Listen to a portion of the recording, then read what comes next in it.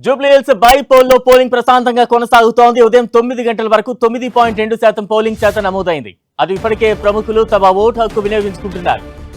ఇప్పటికే ఓటేసిన మాగంటి సునీత, దీపక్ రెడ్డి, రాజమౌళి దంపతులు, నటుడు సుమన్ ఓటేసిన వారిలో ఉన్నారు. ప్రత్యేక రాష్ట్రం ఏర్పడ్డాక ఎప్పుడు కూడా 50% పోలింగ్ దాటలేదు. దీంతో ఈసారి పోలింగ్ శాతం పెరగొచ్చు అనే అంచనాలు ఉన్నాయి. 2014లో 50.18% పోలింగ్, 2018లో 45.59% పోలింగ్ నమోదైంది. ఇక 2023లో 47.58% పోలింగ్ నమోదైంది. 2009లో అత్యధికంగా 52.76% పోలింగ్ నమోదైంది.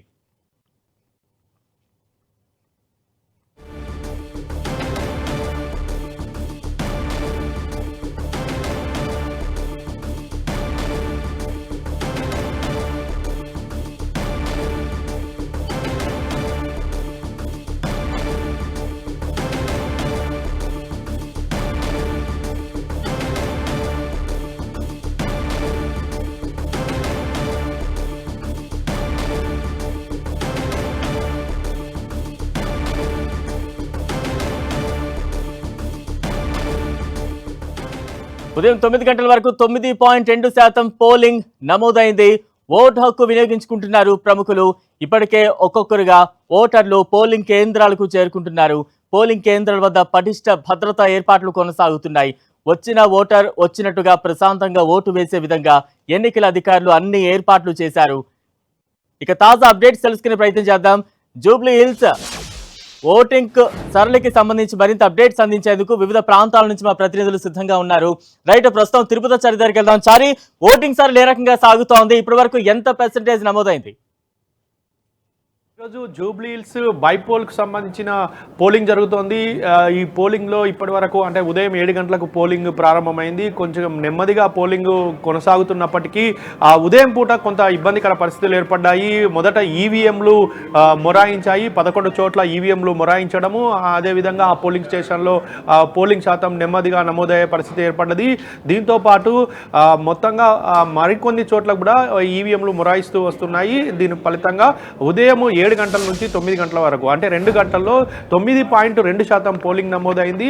మనము గత ఎన్నికలను పరిశీలిస్తే పోలింగ్ శాతం చాలా కీలకంగా ఉందని కూడా చెప్పుకోవచ్చు. ఎందుకంటే పోలింగ్ శాతం మీదనే ఇప్పుడు అన్ని పార్టీలు కూడా ఆధారపడ్డాయి. పోలింగ్ శాతం పెరిగితే ఎవరికి లాభం, తగ్గితే ఎవరికి నష్టం అనే విషయాలపైన కూడా ప్రధానంగా పార్టీలు ఆలోచిస్తున్నాయి. ఇలాంటి క్రమంలో పోలింగ్ శాతం పెరిగేందుకు ఎన్నికల కమిషన్ ప్రత్యేకంగా దృష్టి సారించింది. ఈసారి ఖచ్చితంగా పోలింగ్ శాతం పెరగాలని కూడా భావిస్తోంది.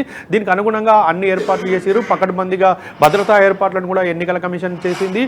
ఎక్కడ కూడా ఎలాంటి అవాంఛనీయ సంఘటనలు జరగకుండా కూడా జాగ్రత్తలు చేపట్టారు.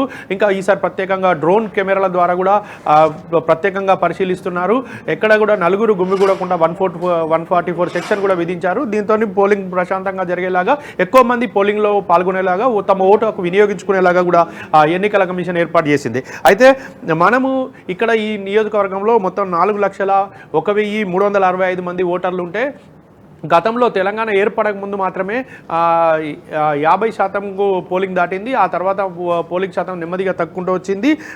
ఇందులో మనం ప్రధానంగా తీసుకుంటే 2009లో 52.76% నమోదైంది.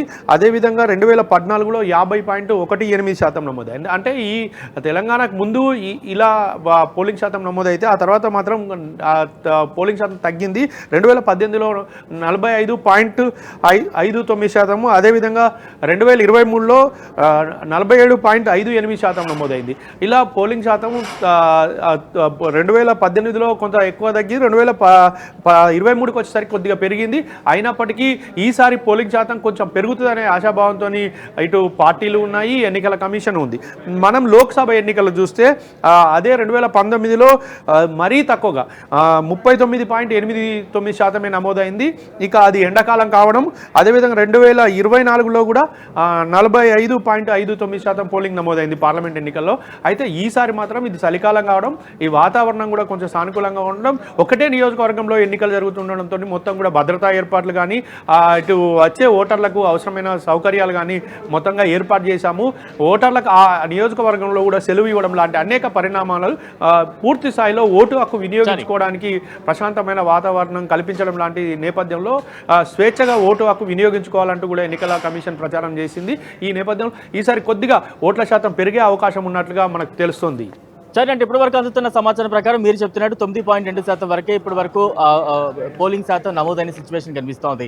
ఈ క్యాలిక్యులేషన్స్, ఈ లెక్కలు చూస్తుంటే నిజంగానే అంచనాలకు తగ్గట్టుగా ఓటింగ్ పర్సెంటేజ్ ఏమైనా పెరిగే ఛాన్సెస్ ఉన్నాయా, లేదంటే ఇప్పటి వరకు ఇంకా 9.2% నమోదవడం అనేది కొంచెం తక్కువగా భావించాలా? అంటే ఓటర్లు పోలింగ్ కేంద్రాలకు వచ్చే విధంగా అభ్యర్థులు కావచ్చు, లేదంటే ముఖ్యంగా ఎన్నికల అధికారులు కావచ్చు, ఎటువంటి ప్రయత్నాలు చేస్తూ ఉన్నారు? ఖచ్చితంగా ఈసారి అన్ని పార్టీలు కూడా ఓటర్లను ఆకట్టుకునేందుకు విశ్వ ప్రయత్నాలు చేసిర్రు. ఓటర్లను పోలింగ్ కేంద్రాలకు తరలించేందుకు వాళ్ళు కూడా ఏర్పాట్లు చేసుకున్నారు. ఖచ్చితంగా ఓటు తమకు పడేలాగా చూసుకునే ఒక బాధ్యతతో పాటు ఓటర్లు పోలింగ్ కేంద్రంకి వెళ్ళడం వల్ల తమకు అవసరమైన ఏ అభ్యర్థికి ఓటు వేయాలనుకున్నారో ఓటు వేసే అవకాశం ఉంటుందనే దాంతో కూడా ఖచ్చితంగా అభ్యర్థులు, పార్టీలు కూడా ఓట్లు వేసేలాగా ప్రజలను ఎంకరేజ్ చేశారు. ఎన్నికల కమిషన్ కూడా ఎంకరేజ్ చేసింది. దీనికి తోడు ఇది చలికాలం కావడం, వాతావరణం కూడా ప్రశాంతంగా ఉండడం లాంటి నేపథ్యంలో ఖచ్చితంగా ఈసారి ఓట్ల శాతం పెరుగుతుందని భావిస్తున్నారు.